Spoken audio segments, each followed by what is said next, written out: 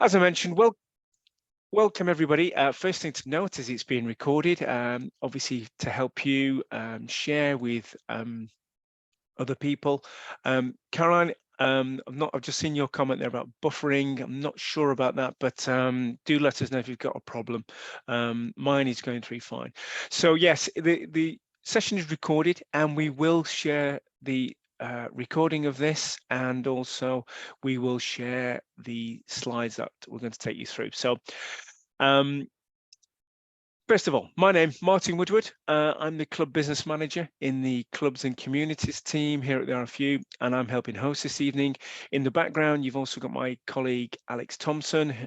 He'll be monitoring the chat with myself, and also he'll be launching the polls. So whilst you might not see Alex, he'll be in the background and join you. Please do engage, as I mentioned, in terms of lighting up the chat. Put things in there. There isn't any, John, it's not, we won't have it as it unmute, and we find it gets really confusing on people on mute and off mute. So basically we'll use the chat as the communication tool for this evening. So please do use that chat and put messages in there, put any questions in there. There will be time at the end for Q&As, but also there's a pause about 2/3 of the way in for questions. But please, if you've got anything burning, then just pop it straight into there, and we'll pick it up at any point we can.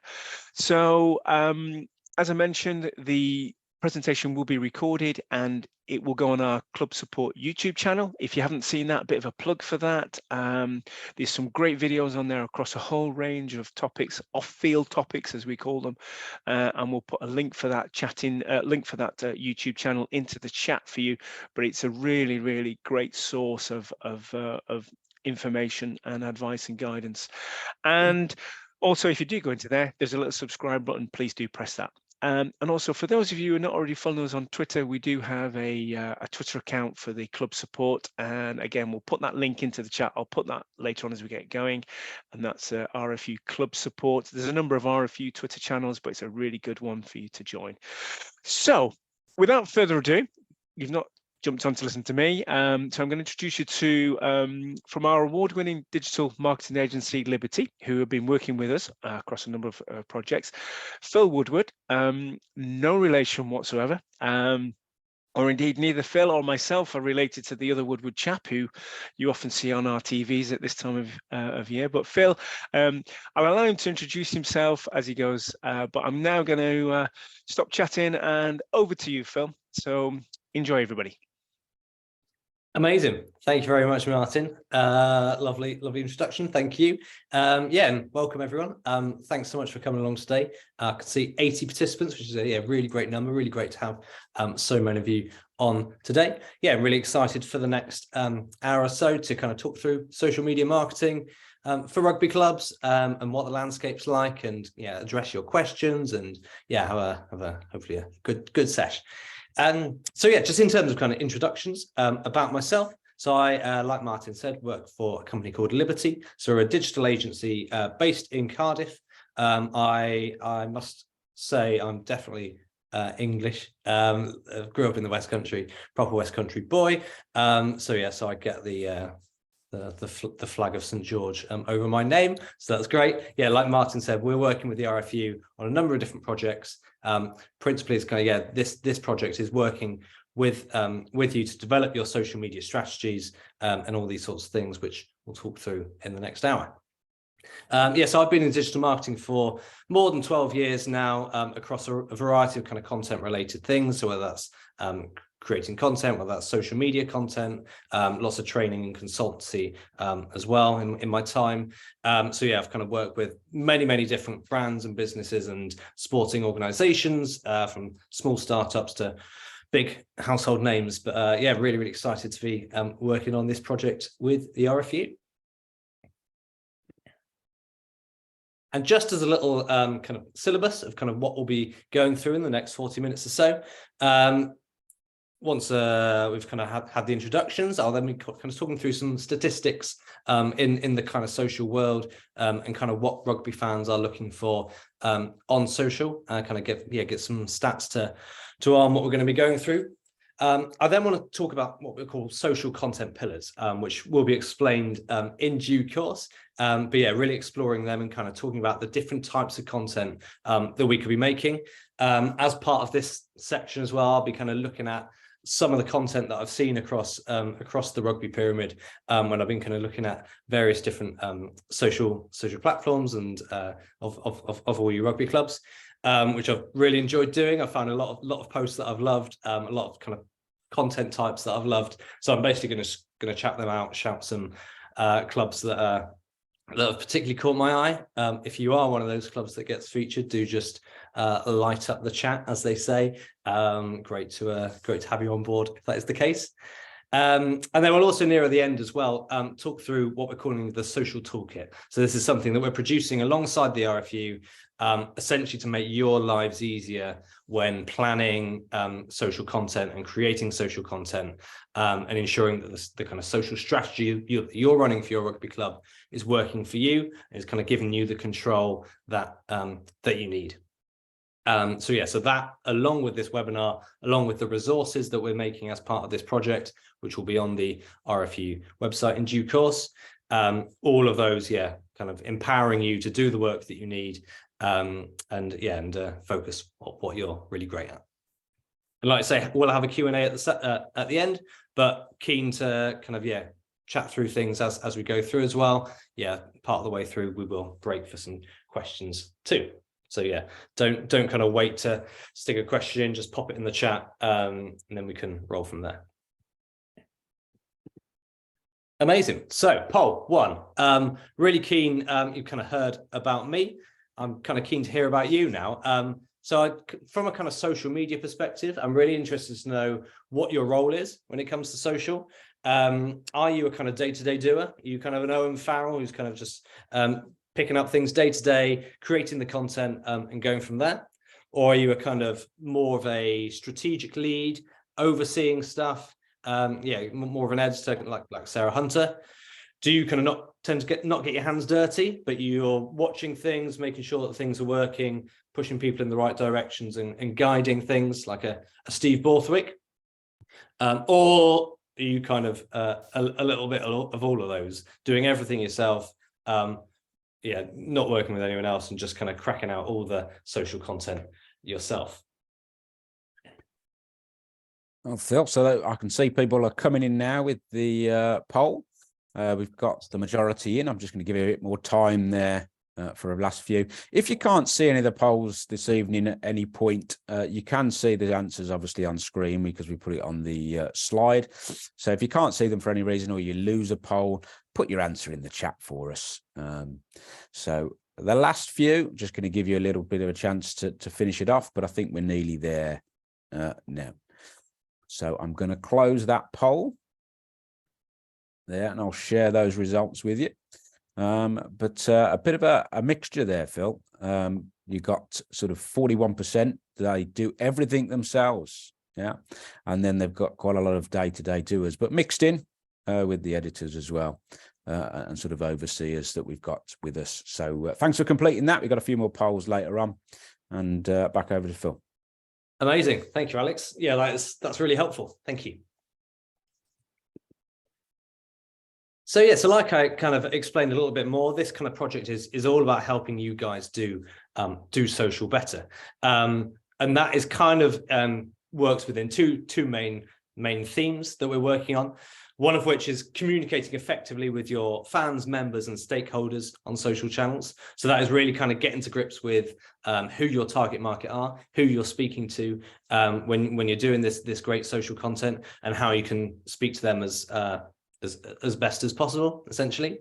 And then also we want to help you coordinate all the things that is going on with your club social media. Like, we know it's running any social channel for any organization, any club, is tricky. It has its challenges, has its hurdles, and we want to kind of help you create the resources, create the toolkits that make it as simple as possible. So it's about helping you identify your fans, communicate effectively with them, but then also coordinate what's going on in your club, and go from there. Like, whether you are working with a load of volunteers, whether you're doing it yourself, or whether you have some professionals within your team, yeah, we're here to help you.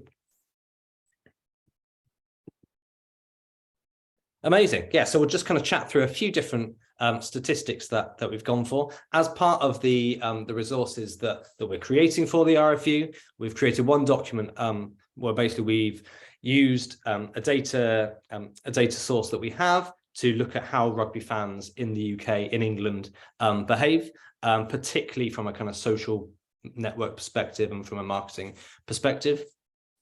And basically what we found, you may be surprised, you may be unsurprised, social, obviously nowadays is a huge game. We found that 92% of all rugby fans in England are using at least one social network. A little more than a third use more than 5 social networks. I think this is every month. So yeah, yes, social networking is huge, but also it's not just one channel. Most people, or a great amount of people, are using more than 5. And then there's also, they're using it with great regularity as well. So 63% use either Twitter, Facebook, Instagram, or TikTok more than once a day. So the long and the short of this is, social media is a great place to find fans who are relevant to our rugby clubs and speak to them about all the things that we've got going on, whether it is matches, whether it's about the players, whether it's about the community work, whether it's about the sales on and the commercial stuff, whatever it is, we know there's an audience out there for us that are waiting for us. But yeah, and some of this research that we did, we kind of looked in the different social channels and kind of different personas as well. So we've looked at how men and women are likely to use different social channels. So we asked them which they're likely to favor. Women principally prefer to use Facebook, Instagram, TikTok, Snapchat. Those channels are really popular with men as well, but things like LinkedIn, Reddit, Twitter tend to be a bit more popular with men as well. So yeah, there's a variety of different networks out there, yeah, it's really good to be aware of that and the different how the different genders use them.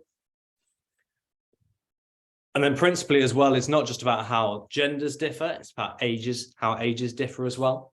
So as part of this research, yeah, we looked at different age groups of rugby fans.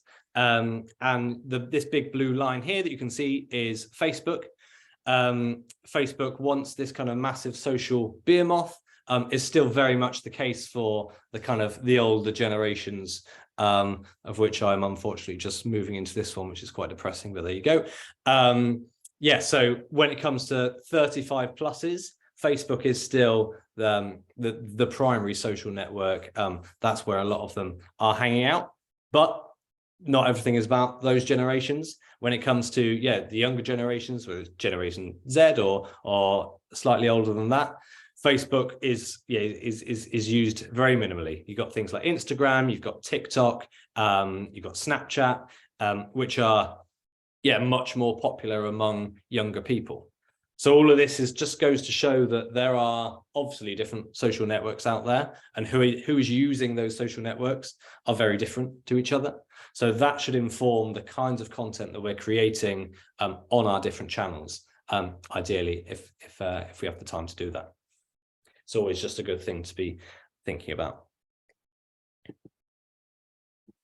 So yeah, I wanted to bring another poll out. Really kind of keen to know, from your perspective, what is your club's top social channel? Where do you see the most engagement and the most people responding and seeing your content? Thanks, Phil. So that poll is with you now. As I say, if you can't see it for any reason, then just use that chat function there. But I can see that people are flying into gear on this one really quickly. So it won't be too long before we've got all the answers in. So yeah, there's a few that can't be that struggling with it, but they're sort of saying Facebook and Instagram, TikTok and things. So I'll end the poll there now and share the results with you. And the top one that's come out is Facebook with 65%, followed by Instagram, and then a few in the other ones as well. And that seemed to be the same as what's coming through in the chat as well. Phil, back over to you. Amazing. That's pretty comprehensive win for Zuckerberg and Co, isn't it? Excellent. Thank you very much, Alex. Great, yeah, and kind of related to the age thing as well. What we did with this graph, we basically asked people what they do on these different channels, or what they go to these channels for. So we gave them 5 different options: to find entertaining content, to follow brands, to keep up with news, to message friends and family, or to share photos and videos. And what's really interesting about this graph, amongst all the really pretty colors, is that actually each social network, people use it to do different things, essentially. So on Twitter, people are more likely to say that they use it to keep up with news.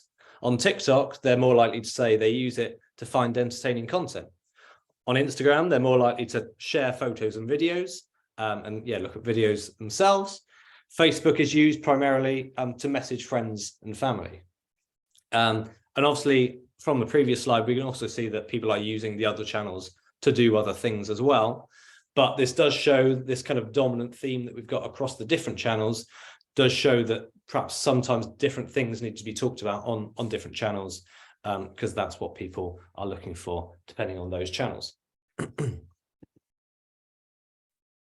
And I'm glad that you all said that Facebook was the most dominant, because I've got a couple of slides on that specifically. And obviously, Facebook, more than the others particularly, is really huge in the variety of things that people can do on Facebook. So we also asked rugby fans, what are the various things they've done on Facebook in the last month?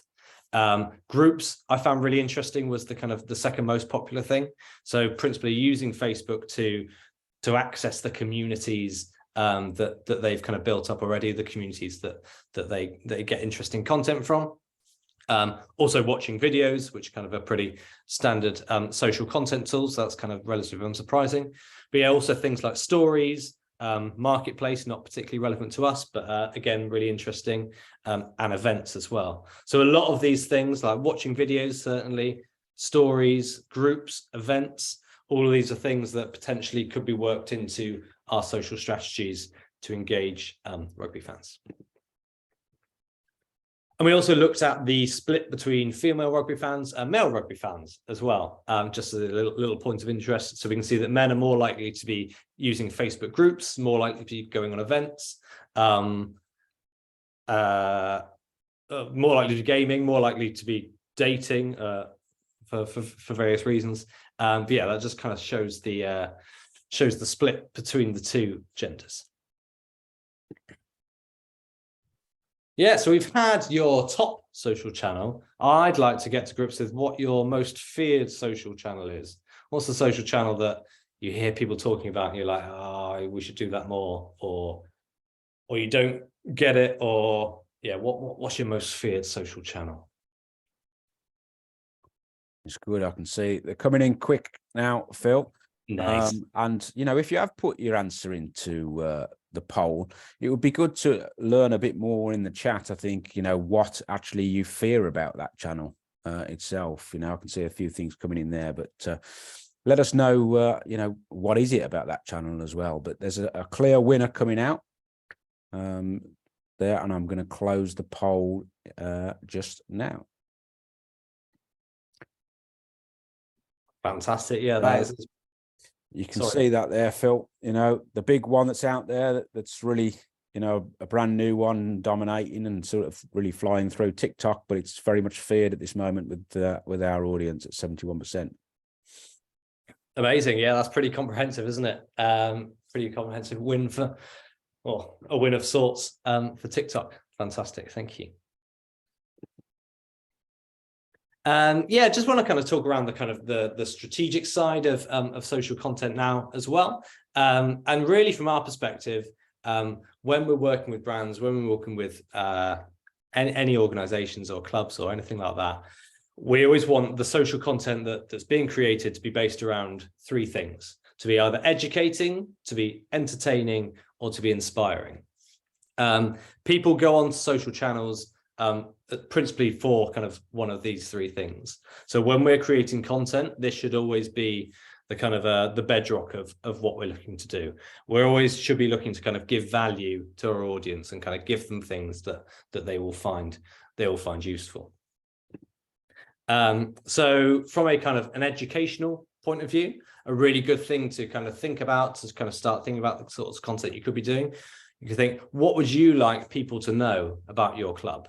What's going on at your club that that you think people would find really interesting, or that you think is, these more people should know about, or entertaining? How can people at your club make other people laugh?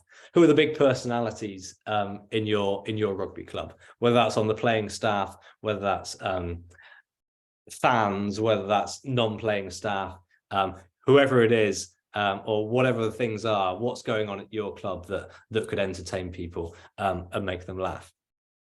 But then also the kind of the inspiration side of things as well. So how does your club help people? What are the things that's going on in your club from a community perspective, or from a kids sport perspective that's kind of helping people, and those sorts of things? Potentially really interesting stories can be dreamt up when kind of thinking about these slightly bigger picture questions. And so, so just going to kind of talk about planning and creating content a little bit in this section. Very keen to get some shout outs in the chat as well. Who do you think in your league, in your division, who's the kind of social media champion? Who do you see in your division and thinking, yeah, they've got it going on from a social perspective? And you can't say yourself.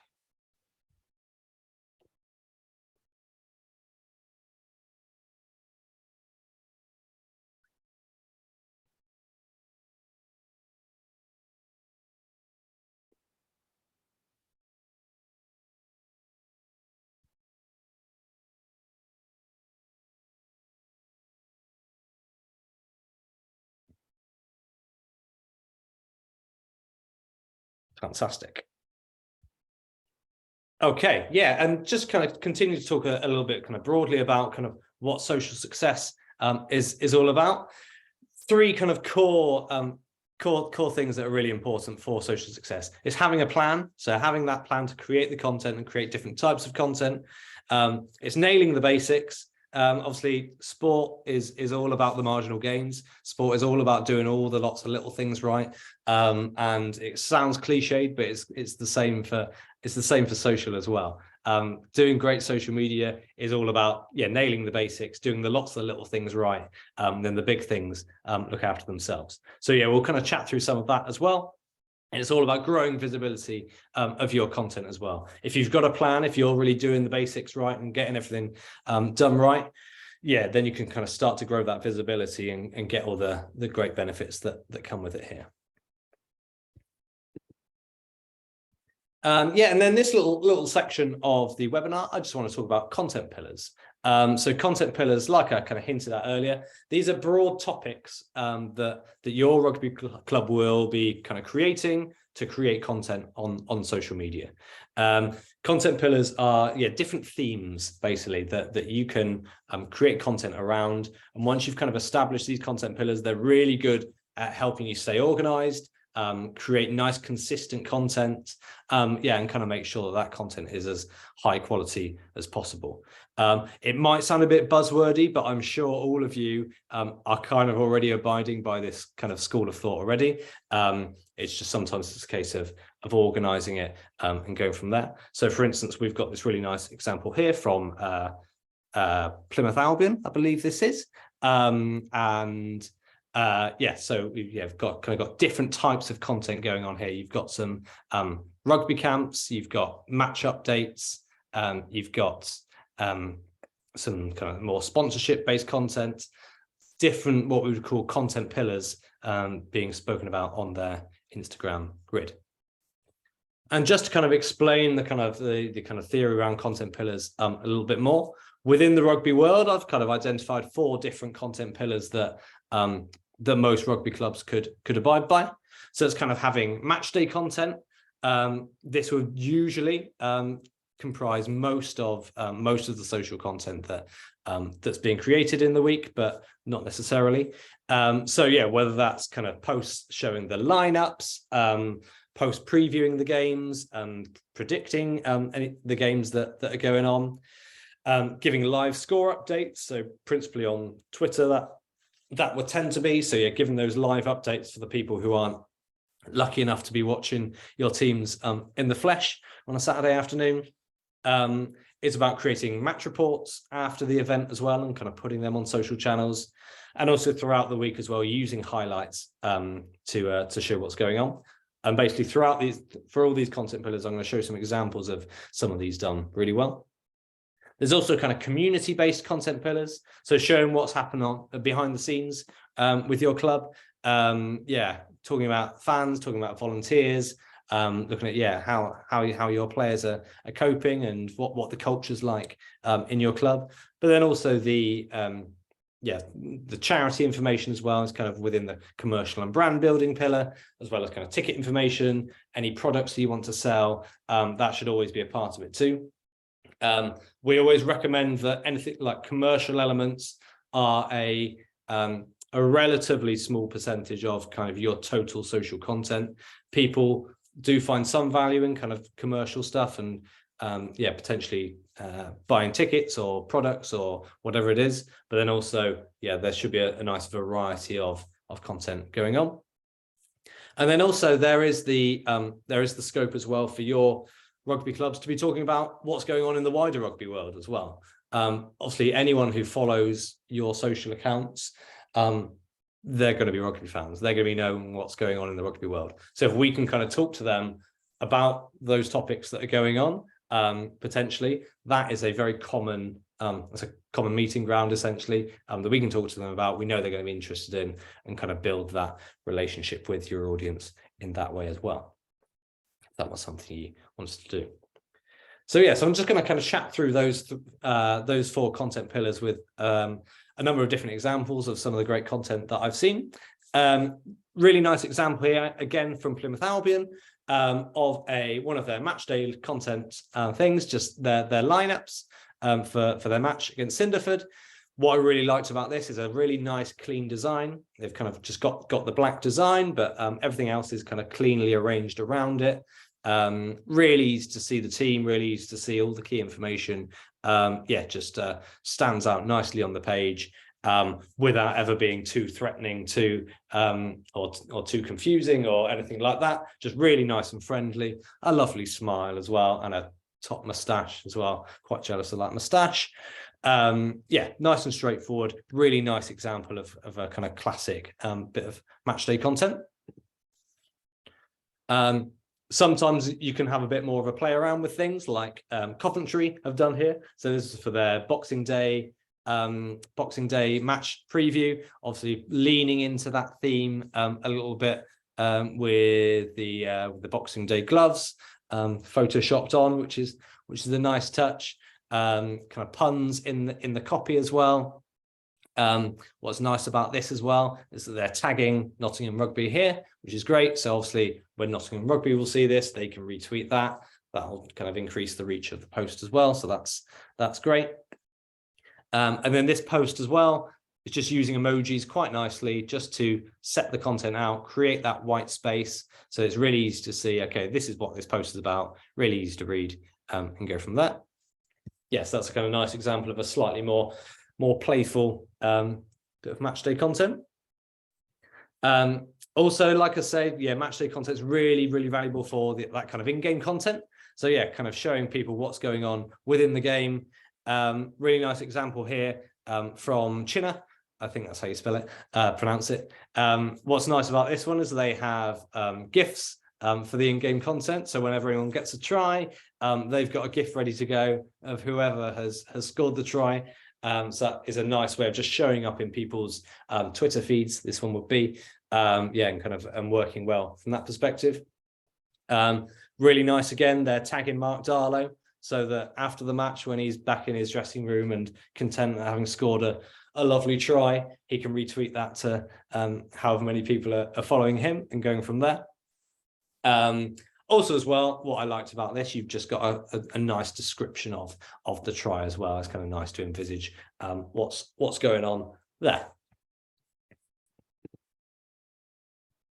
And then from a kind of post-match perspective as well, I saw a lot of this kind of across the pyramid, which was really great, of rugby clubs working with photographers who are obviously taking really nice stuff during the matches and then kind of sharing that content afterwards. So yeah, this from old Redcliffians, a really nice example of that from a really nice picture.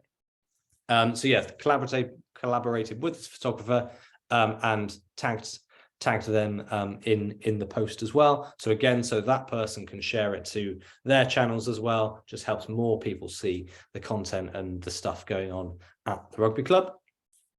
Again, a couple of nice things. They're tagging the players so the players can share it to their personal feeds if you want, and just build the awareness of the club as well, which is great. And you've just noticed a little hashtag here. So hashtag UTR, which I imagine stands for up the red cliff. A bit of conjecture there, but I think that's the case. Yeah, so just a few little examples of kind of, that's some nice post-match day content. From a kind of different side of the same coin, when you're looking at post-match content, this is another club, Old Colfians. What I really like about this post is it shows the unique culture within that club. So what's great about Old Colfians is they have a bear. So when they have a man of the match, the bear gets passed around ceremonially instead of a bottle of champagne. So yeah, the bear goes everywhere. Yeah, and it's basically after each match, they take a picture with the man of the match or the person of the match. With the bear. And also what's nice about this is you get nice long detailed copy as well, which really kind of showcases the nice ethos of the club, really kind of makes it stand out. Not every club needs to do swathes and swathes of copy, but this is clearly something that the person who manages these channels has identified they're really good at, and so they're leaning into that, and it works really well. So yeah, just wanted to highlight that one. Then you have kind of highlights as well. Highlights are a great way to get votes and get people voting on your social channels as well. So this from Chinna, they do a try of the month thing. Don't worry if you can't hear any sound. I purposely muted it because it was very loud guitar music that wasn't particularly helpful for my dulcet tones. But yeah, but what's nice about this, they create a variety of different tries, loop them all together, get people to vote their favorites, gets people engaged really nicely, and kind of gives more social content out there too. Again, you're tagging players so they can share them. Again, you've got a nice hashtag. Again, you've got nice bits of white space so that it's easy for people to see what's going on. Yeah, really nice content. Yeah. I have been talking for a while, it's true. Yeah, so keen if there have been any questions within the chat that Martin or Paul that you think would be good of bringing to the group. Thanks, Phil. We'll give you a moment to get a little drink and so on. There's some interesting things popping up in the chat, and guys, again, if you've not set it to everyone, please do. Notice some commenting around Facebook and Twitter and Pitch Hero, and a lack of connectivity between the two. It's something we're not aware of because obviously Pitch Hero are a third-party provider. But if you guys have got any solutions, or please do share them with others in the chat. So it looks like there are one or two issues, but if anyone has found that it's working or it's working well, or they found a fix, then do share that. There's a couple of questions here. So Stuart, if you can change that to set your chat to everyone, but I'll read your question out. So Stuart, you've said, what are your top tips for encouraging engagement from players, members and age groups? So the sort of top tips for encouraging engagement. So Phil, I'll throw that out to you, and also Paul, I know you're in the background. So basically I'll throw that out to you as well. So top tips for encouraging engagement from players, members and age groups.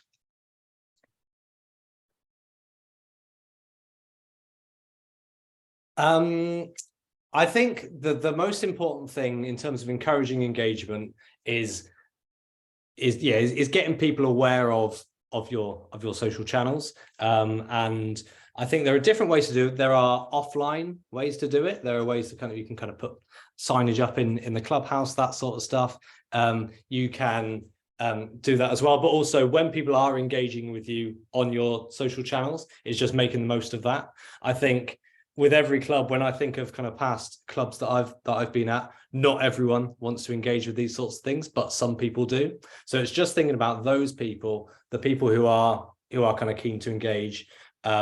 And yeah, when they are tweeting you, when they're posting you, when they're sharing stuff with you, just really making the most of that and trying to make that run as most as possible.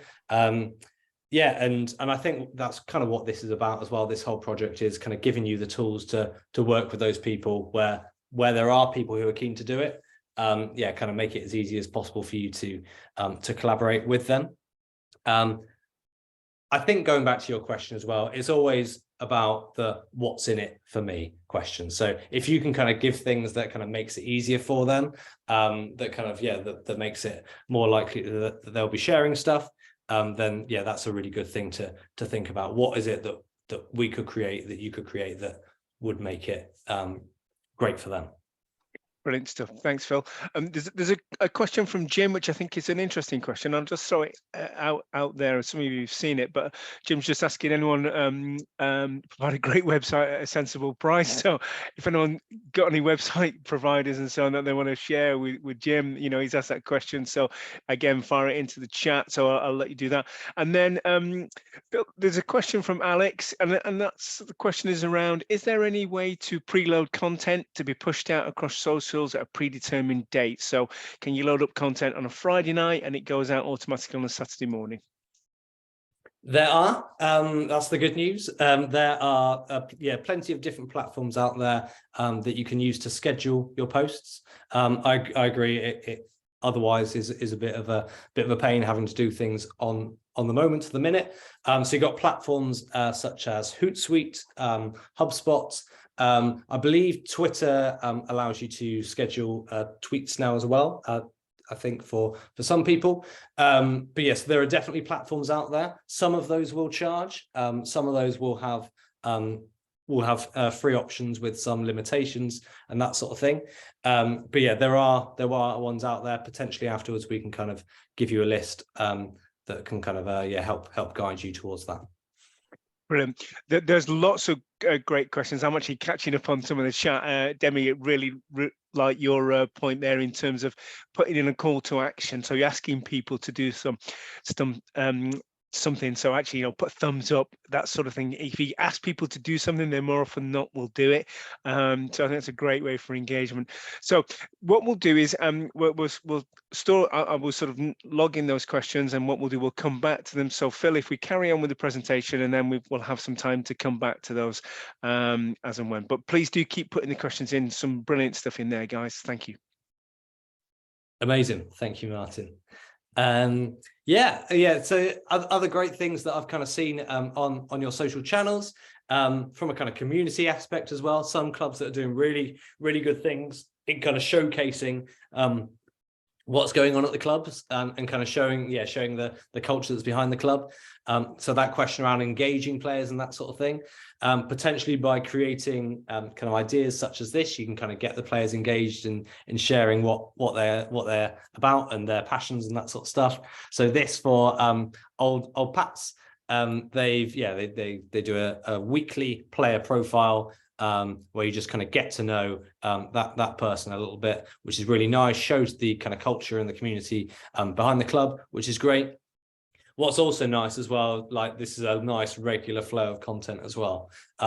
If you did a load of these and kind of planned them every week or planned them every fortnight, all of a sudden you've got 20, 30, 40 players at your club. That's nearly a year's worth of content that's kind of ready to go for people to react to and people to enjoy.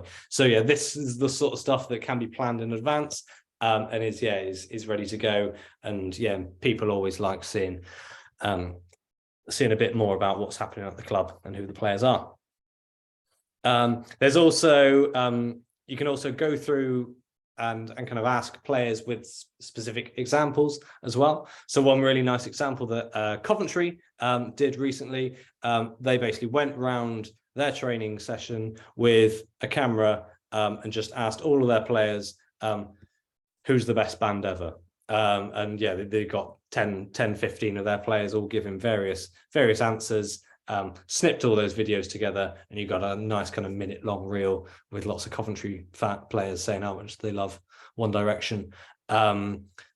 A surprising amount did say One Direction. But yeah, so that's a really nice example of just kind of showing what it's like behind the scenes, what the players are really like, and that sort of thing. It doesn't have to be about bands as well. Aware this is a football thing, but this is a really nice thing that Crystal Palace did around a similar theme. So just before the cricket T20 World Cup at the end of last year, they basically went around the Palace training ground and said who's going to win, England or Pakistan. So whether that's kind of similar things that could go on during the Six Nations or later on during the World Cup or any other matches going on. Really good way just to kind of get people engaging and kind of seeing who the players are behind the scenes. And obviously, a huge part of our rugby clubs is all about the people behind them as well. Really like this post from Plymouth Albion as well. Yeah, talking about their relationship with their club photographer. Just a really nice way, again, of kind of just showing the great culture behind the club and thanking the people that are the bedrock of all the clubs across the country. So a really nice example of that. So whenever there are examples of things happening in your club, of the people behind your club, that's a really great way to get to create really nice social content. We also talked about the rugby world as well. And yeah, one kind of fun thing that you can do as well is potentially getting a bit more lighthearted about some things. So Chew Valley Rugby Club, who are relatively close to where I grew up, so we've got a little bit of soft spot for them. Yeah, they use memes very nicely. So when we had the Owen Farrell gate a month or two back, this kind of updated into their Instagram stories, kind of using a Simpsons meme to kind of make a funny point. It's just that sort of thing that people following them who love rugby will see, will get a little laugh at, and you just kind of got that little nice bit of engagement. Yeah, just a light-hearted way to discuss water cooler themes. You don't have to do this stuff, but if you've got someone in the club who enjoys that sort of thing and you trust them, which is again a relatively important point, a thing that you could look at too. Just want to raise this point as well. This is a tier 8, I think, football club, tier 7 or 8. Oh no, 8, there it is, called Walton and Hersham. What's really interesting about them is that they are amazing on TikTok. They've got hundreds of thousands of followers on TikTok. Some of their best content has been seen by millions of people. They do a variety of different things to do that, but one of the things that they do for that is, yeah, talking about essentially trash talking big football clubs. So yeah, this is a TikTok of kind of an example of them doing that. Again, it's very tongue in cheek, but it does work for some clubs if that's something they want to go by. It's a really interesting case study. These guys, they're actually doing, yeah, they do very well kind of commercially within that league as well. So they've got one of the top attendance figures in their league too. And yeah, I think part of it is this brand that they've built up through social channels. So it's definitely a really interesting case study. It doesn't always have to be memes and GIFs and silly stuff. There are a lot of serious talking points out there as well. So what I really liked from this from a few months ago was from Hartpury University. Yeah, just kind of retweeting one of their partner organizations who was essentially joining in with something that Austin Healey was chatting about on BT Sport, essentially taking umbrage with his proposed plans for rugby. What's really nice about this is that they're not scared to have an opinion, and they're kind of joining in the talking points in a nice respectful way, but then they're also promoting their partner organizations. So by retweeting their Hartpury Rugby arm, so a slightly different account, they're kind of, yeah, helping those grow visibility as well, which is really good as well. Really good way of kind of showing your values. Again, really great way of highlighting the fact that the men's and women's the pathways within the teams and that sort of stuff, which is, yeah, really great. Yeah, and just from a kind of a partner perspective, this is something that will be in the resources for you to look at as well. But yeah, knowing the partners, the various people and various organizations that you can work with is a really good way of thinking about the social content that you could create. Loads and loads of different people around your club, whether it's players of today, players of yesteryear, volunteers or staff, whether that's on the field or off the field. All of these are people that you could potentially get involved in social content. And that doesn't mean they have to create you loads of posts. That could literally just you mean saying, can I grab 10 seconds of your time to talk about X or whatever it might be. There's also fans, some of whom are kind of 0.01% might be what we would call celebrity fans and that sort of thing. But all ordinary match going fans, both are as kind of valuable as each other. Yeah, anyone who can kind of help get involved as well as your organizations that you're working with too. So partner businesses that potentially you're sponsored by or looking to get sponsored by, as well as the bigger local employers and organizations within your area. You will obviously know those far better than anyone else, those kind of big organizations and big employers that you could potentially be working with, create content with, and go from there, as well as principally as well, other local sports clubs as well. So we know that people who watch rugby, from the audience research we've done, we know that people who watch rugby are more likely to be watching local football, to be watching local cricket, to be watching other local clubs. So really good idea to think about who your local sports clubs are, what they do on social, whether you can kind of nick a few good ideas that your local cricket club are doing or your local football club, but also things that you can do to collaborate with them, potentially some ideas there too. Then there's the commercial side of things. Obviously, we want you guys to be creating content that is helping you meet your commercial goals as well. So whether that's getting bums on seats in the club bar and kind of getting all the beer drunk and that sort of stuff, or whether it's buying products or that sort of thing. A really good thing that Clifton Rugby Club have done is making players part of their promotional posts. So obviously talking about what was happening with the Six Nations, getting a nice picture of the boys and saying, our excitement knowing the Six Nations is going to be kicking off. Really nice way to kind of make them part of it. Obviously, those are people looking at that picture will know and trust.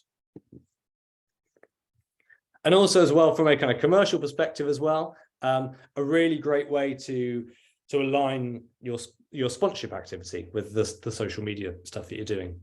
So Old Pats is something they've done. So they timed up with a wine creator with a nice kind of cheeky bum shot for the sponsorship activity to kind of say, this is our sponsor, but then equally supporting that with supplementary content on their Instagram stories.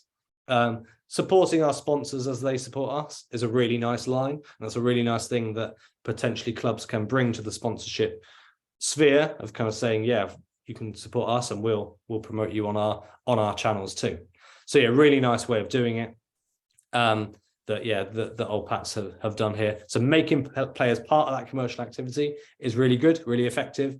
And then, promoting it in different stories and that sort of thing really works very nicely. So, I'm aware I've been rambling for quite a bit now, but just want to kind of chat through those three basics. So near the start, we said important to have a plan. It's important to nail the basics. And it's important to obviously grow the visibility of your accounts as well. So planning out content from pillars, making sure the content that you're using is being adapted across different channels if possible, and knowing who you're going to be speaking to. Nailing the basics. So writing copy that sounds like the that you're proud of, having nice consistent colors and fonts in your branding, using emojis, using white space, using hashtags. And then, also thinking, who are the other accounts that we can get involved? Who are the other people within my club we can get involved to give it as big a reach as possible? So, final question of the evening. Keen to know, what's your biggest challenge when it comes to social media? Thanks. So the poll is with you now. So you've jumped into action. If you've lost it for any reason, just remember, do let us know still in the chat. We're very interested to hear your thoughts. The chat has been fantastic this evening. Coming through. Yeah, Dickie, all of the above is some of the challenges there. But I can see at the moment it's between sort of two. One, obviously, that we sort of picked up in the chat earlier, time and internal capacities coming out, and getting more people to see our content seem to be the top two. So I'm just going to finish that there and share those results with you. And like I say, the big thing is time, as we can appreciate as volunteers, as well as getting more people seeing our content. Amazing. That sounds great. Yeah, and I think just having that content plan is one of the great ways to do that. I appreciate time is the biggest barrier for everyone, basically. Whether you're a rugby club, whether you're a small business, it's that time. It's a pretty universal thing. And it's just about understanding, okay, what are the restrictions that we operate in for our specific rugby club? How can we create a content plan around that? How can we do stuff that is the best from there? So yeah, that's really interesting. Thank you. And then finally, just for a couple of minutes, just before we finish and lead to a couple of questions, just want to kind of introduce the social toolkit that will be shared with you clubs in due course in coming weeks. This is a toolkit. It's essentially a really nice spreadsheet that allows you to see different tabs and kind of organize your social media activity and work with other people across your club to ensure everyone's kind of aligned with the same goals and everything like that as well. So there are things in there about mapping your tone of voice so that everyone knows how to speak within your social channels. There's things about mapping personas, so who your target markets are that you're speaking to and what that means for the content you're creating. There's a tab within there that basically allows you to plan out your content, so you can see, okay, this kind of content has been planned for this day and this for this day, etc., etc. And also there's also underpinned by one big social channel strategy. So listing the different social channels and saying, on Facebook, we're doing this kind of content. On Twitter, we're doing this kind of content. Just allowing you to plan it out, and whoever's working on the social channels, whoever you've got roped in, whether it's for 10 minutes a week or whether it's for 10 hours a week. I'm sure there's probably not many on that latter. But however long the piece of time is, people are aware of what's going on, their roles and responsibilities, and everyone feels that they can create the best stuff possible. And that is that. I'm keen to address any questions that are in the chat that Paul hasn't been beavering away at already. But yeah, thank you so much for your time. It's been really nice chatting about this, and yeah, keen to chat some more. Thanks, Phil. And we, as I mentioned at the start, this has all been recorded, so we'll have this on the YouTube channel, and we will share with you the slides, so you've got those and you can share those with colleagues across the clubs and so on. And we do take everything from the chat, and we look at the chat, we look at the comments in there, anything that we might have missed, because the chat, without question, has lit up tonight. I've been trying to keep in touch with it myself, and it's brilliant to see so many comments going into there. It's always difficult to sort of make sure we're covering off the right things for everybody, because we've got so many different types of users and people who are new to this, people who've been using it for years and months and so on, people with larger clubs, smaller clubs, some interesting challenges around safeguarding, and we'll definitely take that away and have a look and talk to our safeguarding people and try and come up with some sort of response view on that, because I've seen that come up quite a number of times around TikTok and so on. There's some really nice comments here around sharing each other's social accounts. If you want to do that, I think it's really good, if you can network with each other, even just having someone to sort of bounce some ideas off, I think it's a great thing to do. So please do that. If there's any sort of burning questions which we sort of want to get in the sort of next 3-4 minutes, I'll try and get to those. But one thing just to sort of throw into the mix as well is, certainly if you've got any sort of younger players, and I'm talking sort of the sort of Colts age, maybe going into sort of into university or going off to university, and maybe looking at sort of marketing style degrees or those types of degrees, perhaps it's worth talking to them and keeping them involved as a volunteer, and say, would you help doing this? It helps them with their course. It's just a suggestion, but something for you to sort of think about. So I'm just going to, everyone's throwing in their various handles for their clubs, which is brilliant. And I'm just trying to see if I can get myself to a question I can throw at you, Phil. So bear with me 1 second. Let me just try and get up to one because it's going so fast. Bear with me. I'm struggling. It's going down. There's a question here about Spond and WhatsApp, which we're not necessarily covering tonight, and I think a few people have answered that one on the chat. I think it is down to user experience and what you actually want it for, and I think that's key in terms of identifying what it is you want to communicate. Certainly with those tools like Spond and WhatsApp, and on my own club personally use Spond, and we use that very well. But you know, I think it is down to sort of personal taste in some cases. I'm going through in questions because at the moment I can see lots of tags from everyone, including Dave Gibbons, who's over in Gibraltar Rugby. Well, welcome, Dave. Oh, hang on, what was on there? There's some yeah, any advice? So Neil, you got a comment from Eastleigh. Any advice on growing the squad with social media safely? That's something that we'll look at, and look at obviously all the various things around the comments that have been flagged tonight. So I think that's something that we can certainly come back to you on. And I'm just, yeah, I'm trying to keep up with the chat where everyone's actually putting names in. Okay. Oh, one from James. Thoughts on the importance of making usernames the same across all platforms, Phil? That's an interesting question. So, you know, you having the sort of similar username across all platforms, or the same if it's possible. Is there any advantage to that, disadvantage to that you're aware of?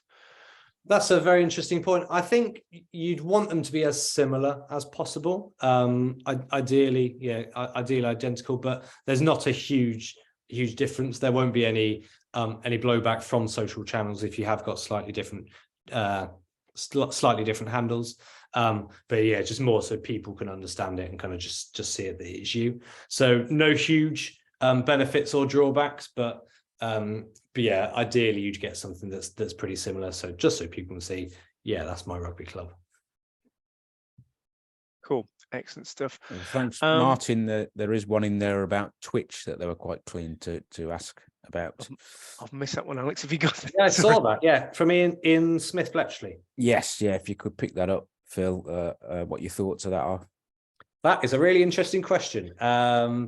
I didn't really think about much about Twitch. I imagine at your level, Ian, that there aren't any kind of any televisual or kind of all that sort of contractual things from that perspective. So long as there are no kind of contractual elements in terms of screening games, that sounds really interesting. And I definitely kind of encourage you to think a bit more about it. See if there are potentially any similar like lower league sports clubs, like again, like whether it's like football or cricket or other rugby clubs. Keen if there's anyone else here that's done something around Twitch. Could be really interesting to look at. A very innovative way of doing things. I guess it wouldn't necessarily have to be Twitch as well. So you could use Facebook Live, you could use Instagram Live to kind of show matches as they're happening, if you had the right kind of setup with your phone and that sort of stuff, to make sure that you're kind of able to show quality content that people will want to see. So really interesting question. And I think if you've got the backing to do it, and if you've got the technology to do it, I'd be really interested to see how you get on. Excellent. Phil, we'll take a couple more questions because conscious of time, we're just tipping over 8 o'clock now. But there's a question here, and again for you, Paul, if you want to chip in with this. Any tips on? It's from Ben, by the way, Ben Garland. How many tips on how to build and maintain a consistent brand for a club? Does it come from posting consistent content, or is there more to it?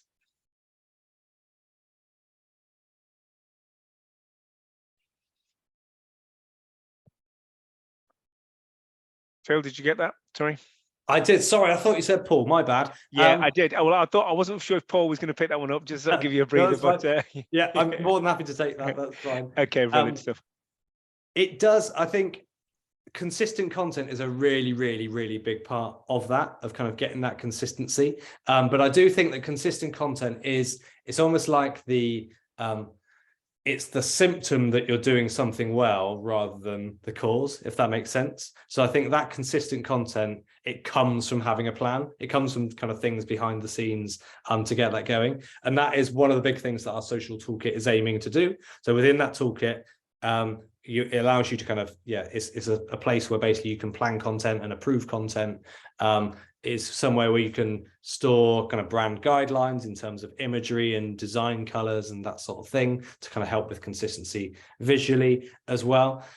So I guess my main tip for getting that consistency is having somewhere to store the information that says, this is how we do things at this club. Whether that's we talk seriously or we talk flippantly, whatever it is, just having somewhere where you can say, this is where we do it, this is how you learn, and then go from there. And then having once that's there are kind of things that you can do to make sure that stays adhered to. But the really important thing is that firm base. And it's kind of quite simple from there on. Brilliant stuff. Thank you. There's a question, a couple of final ones from Rebecca. Do you collate player Instagram handles in the toolkit?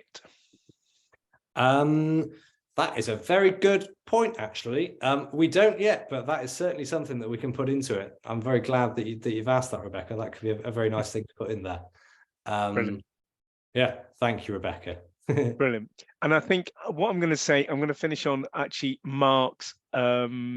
I don't think Mark's point here is match officials like to have their photographs taken as well. So that's a really good point, actually, in terms of let's share some of the great the work that our officials do for us and so on. So if there are any more final questions, pop them in. But we're going to close the webinar at this point in time. As Phil's mentioned, there are some toolkits coming out, there's some guides coming out. We will collate all the points as we've mentioned. Hopefully that's give you some food for thought. I think the chat has been fantastic and there's some great answers which you've shared with yourselves about your experiences and so on, and please do keep those contacts with each other. It's really, really good. So brilliant, guys. Thank you so much for your time. Have a great evening, and we'll be in touch on email. But in the meantime, keep posting out there, keep your social channels alive, and looking forward to some brilliant stuff out across the clubs this weekend. So thanks everybody, take care. Thanks everyone, speak soon, bye-bye.